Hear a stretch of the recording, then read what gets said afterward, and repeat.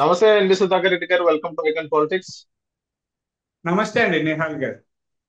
Sir, ఆ, మహానాడు మహానాడు అంటే TDP కార్యకర్తల దానికి వాళ్ళందరికీ ఒక పండుగ వాతావరణం చెప్పుకోవచ్చు. అలాంటి మహానాడు 27, 28, 29 ఈ నెల ఆ, కడపలో పెట్టబోతున్నారు. సో మా క్వశ్చన్ ఏంటంటే సార్, కడపలోనే ఎందుకు పెట్టారు? అమరావతిలో పెట్టొచ్చు కదా. ఏదైతే ఒకే ఒక రాజధాని, one one Andhra Pradesh, one capital పెట్టి అమరావతి అనేది పెట్టడం జరిగింది. అమరావతిలో కాకుండా కడపలోని ఎందుకు పెట్టే యోచనలో ఉన్నారు? కడప అనేది వైఎస్ఆర్సీపీ కంచుకోట. అక్కడ వైఎస్ఆర్సీపీ శ్రేణులు చాలా మంది ఉన్నారు. అక్కడ వాళ్ళకి చిచ్చు పెట్టే యోచనలో టీడీపీ ఏమైనా ఉందా? లేకపోతే ప్రాంతానికి చిచ్చు పెట్టే యోచనలో టీడీపీ ఏమైనా ఉందని మీరు భావిస్తున్నారు?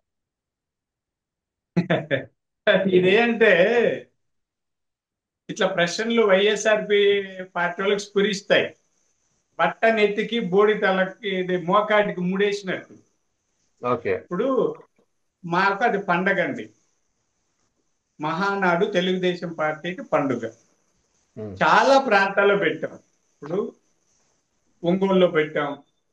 ఆ పక్క ఉత్తరాంధ్ర అంటే రాజమండ్రి, విశాఖపట్నం మధ్యలో పెట్టాం. ఉమ్, ఉమ్మడి రాష్ట్రంగా ఉన్నప్పుడు హైదరాబాద్ లో పెట్టాం, తెలంగాణలో పెట్టాం, తిరుపతిలో పెట్టాం. ఇప్పటి వరకు కడపలో పెట్టలేదు. ఉమ్, అన్ని ప్రాంతాల్లో పెట్టుకుంటూ వస్తారు. ఇప్పుడు కడపలో పెడుతున్నాం. ఎందుకంటే రాయలసీమ ప్రాంతానికి కడప మధ్యలో ఉంటది. ఇప్పుడు కర్నూలు, అనంతపూరు, చిత్తూరు, ఇట నెల్లూరు, ప్రకాశం కూడా తీసుకొని ఇలా చూసినప్పుడు మధ్యలో ఉంటది. ఉమ్, ఈ జిల్లాల వాళ్ళకు కూడా ఈ పార్టీ పట్ల కొంత అభిమానం ఉంటది, ప్రేమ ఉంటది. మా ప్రాంతంలో పెట్టాలని ఉంటది, అందుకని పెట్టారు అంతే తప్ప ప్రాంతీయ విభేదాలు రెచ్చగొట్టడానికి ఏం కాదు. రెండు, చాలా మంది వీళ్ళు వైసీపీ వాళ్ళు అన్నారు కడప జిల్లా వాళ్ళ అడ్డా అని జగన్మోహన్ రెడ్డి గారి. అదేం అవును. లేదండి. వాళ్ళని కాదని జిల్లా పరిషత్ చైర్మన్ అయ్యారు ఆ రోజుల్లో, ఎన్టీ రామారావు గారు ఉన్నప్పుడు. ఉమ్, మన తులసిరెడ్డి గారు తెలుసు కదండి. ఇప్పుడు అవును. కాంగ్రెస్ పార్టీలో ఉన్నారు. ఆయన జిల్లా పరిషత్ చైర్మన్ అయ్యాడు వైఎస్ రాజశేఖర రెడ్డి కాలంలో. 83లో మెజారిటీ సీట్లు టీడీపీకి వచ్చాయి కడప జిల్లాలో. 94లో మెజారిటీ సీట్లు వచ్చాయి, ఇప్పుడు వచ్చాయి. మరి ఆయన అడ్డా అయితే అన్ని ఆయన గెలిచి ఉండాలి కదా. పులివెందల వ్యక్తే ఎమ్మెల్సీ అయ్యాడు.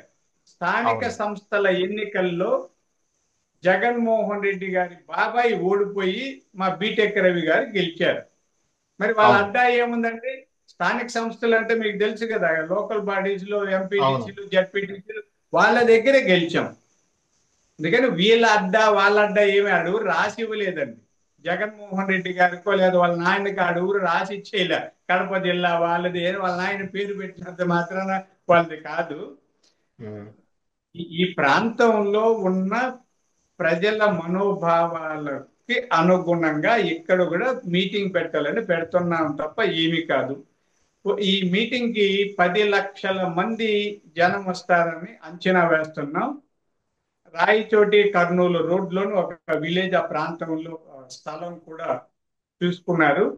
ఓకే. 7వ తేదీ అంటే ఈరోజు సోమవారం కదండి. రేపు 6, బుధవారం 9:30 గంటలకు ముఖ్య నాయకులు భూమి పూజ కూడా చేస్తాం.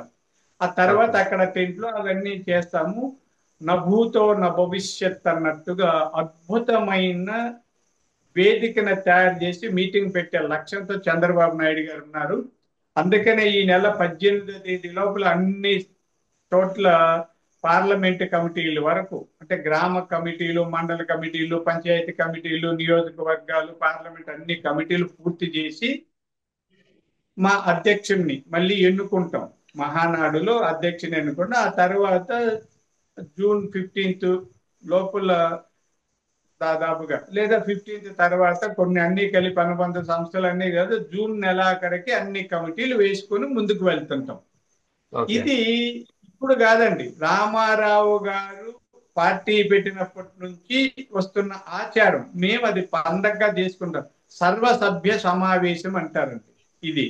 అది అన్ని రాజకీయ పార్టీలు కూడా ఇలా చేసుకోవాలి. దానికి మహానాడన్న పేరు పెట్టండి, ఏమైనా పేరు పెట్టండి. జగన్మోహన్ రెడ్డి గారి పార్టీ ఎక్కడుందో, పార్టీకి విధి ఏమో, విధానం ఏమో, కార్యకర్తలు ఎవరో, నాయకులు ఎవరు లేరు. ఆయనకు తోచినప్పుడు ఎవరో వాడిని ఆ కమిటీ వేయించాను ఈ కమిటీని వేయించాను అంటారు. మా పార్టీ అలా కాదండి.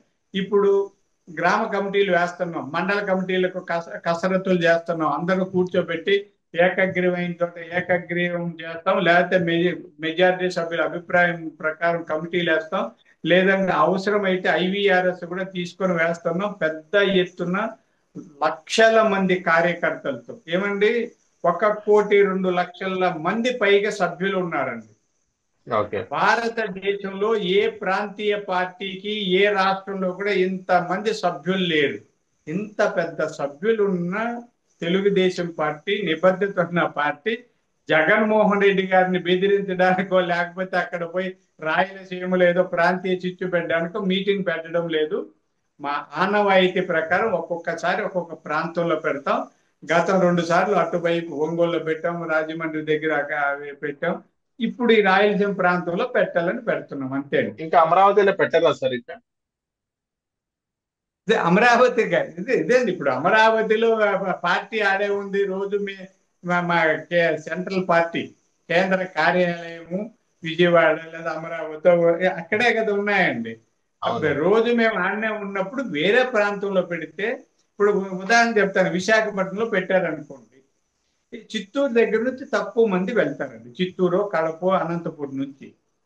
లేదు ఇక్కడ పెట్టారంటే ఆ పక్క నుంచి తక్కువ వస్తారు. మాకు ప్రతిసారి అటువైపు పెట్టడం వల్ల రాయలసీమ వాళ్ళు ఆ వేడుకను చూడడం ఇబ్బంది కలుగుతాం. అందరికి ఆశ ఉంటుందండి ఆ వేడుకలు చూడాలని, మన పార్టీ మందే అని. అందుకని రాయలసీమ ప్రజల అభీష్టం కోసం ఆ పెద్ద పండుగను ఇక్కడ చేయాలని చంద్రబాబు నాయుడు గారు మిగతా పొలిట్ బ్యూరో సభ్యులు తీర్మానించి నిర్ణయించారు కాబట్టి ఇక్కడ చేస్తాం. ఓకే. ఓకే.